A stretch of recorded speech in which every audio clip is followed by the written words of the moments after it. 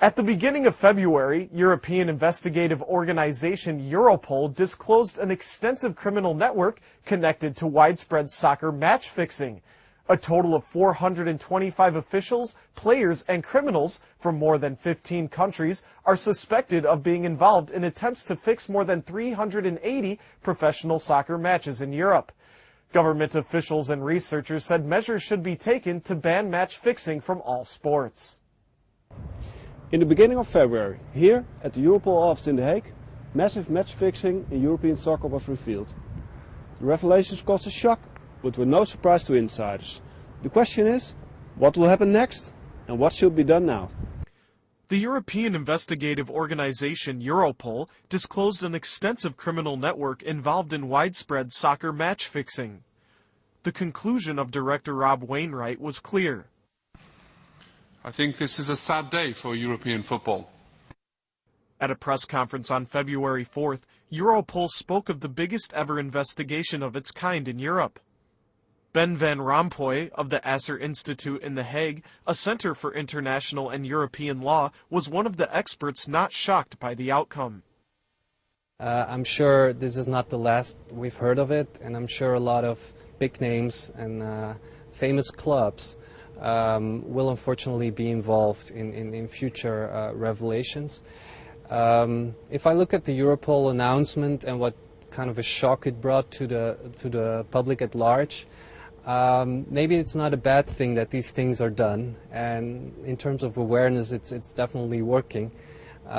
Some people are still not convinced that match fixing is a huge problem that can happen anywhere. A total of 425 officials, players, and criminals from more than 15 countries are suspected of being involved in attempts to fix more than 380 professional soccer matches in Europe. History, however, showed the number of convictions might eventually remain low. Like in Germany in 2009, when only 14 of over 300 suspected match fixers were convicted. You've seen a lot of cases in other countries that it's very difficult to prosecute people because of the high burden of proof.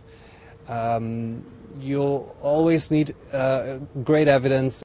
Ben Van Rompuy told CNC that with match fixing, there is usually no paper trail and there is nothing on record. There is a whole chain of people meeting together. It is difficult to follow the money and get hard proof on the case. I hope that this time it'll be different. I don't think of the 425 match officials that are suspected that all of them will be prosecuted. I'm quite sure it will only be a limited amount, a limited portion of that. But hopefully things will work better than in 2009. Investigation has been very thorough. They've worked on this for more than a year. And we also see that a lot of countries, also those involved in the investigation now, that they've changed their laws so they could more effectively tackle corruption in sports. Europol showed match fixing in Europe is widespread, but most matches were fixed in countries like Turkey, Germany, and Switzerland, which are organized by illegal betting syndicates from Asia. These are only snapshots of a certain time. If tomorrow someone, a bookmaker or a gambling house in Southeast Asia finds it interesting to fix a match in the Netherlands, for instance, then we have the problem right here.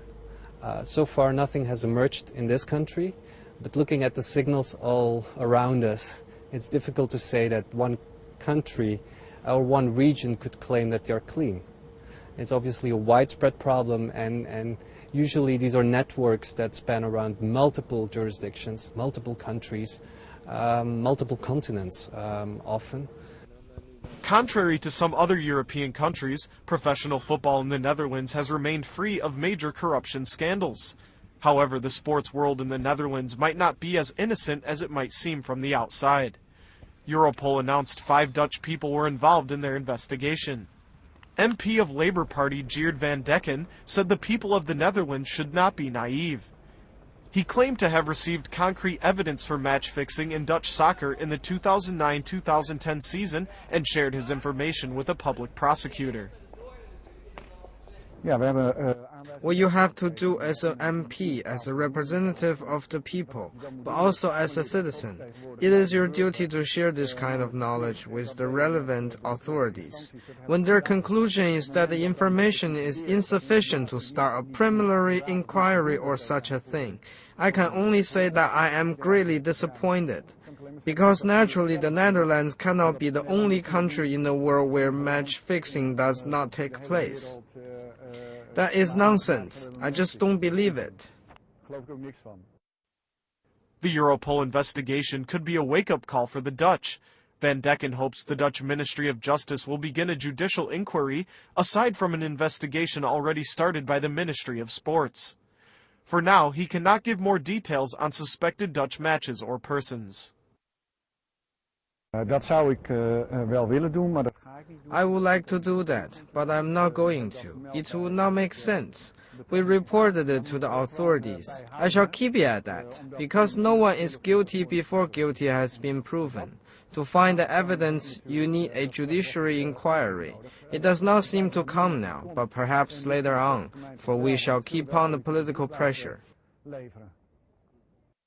Van Dekken told CNC it will be a long way to ban match fixing from sports, but he is quite determined to realize that goal. I think that all kinds of measures could be taken, but we do have a ban match fixing from sport. In whatever way, of course that is going to be a long and complicated story, but that is our goal. Therefore we will politically not let off.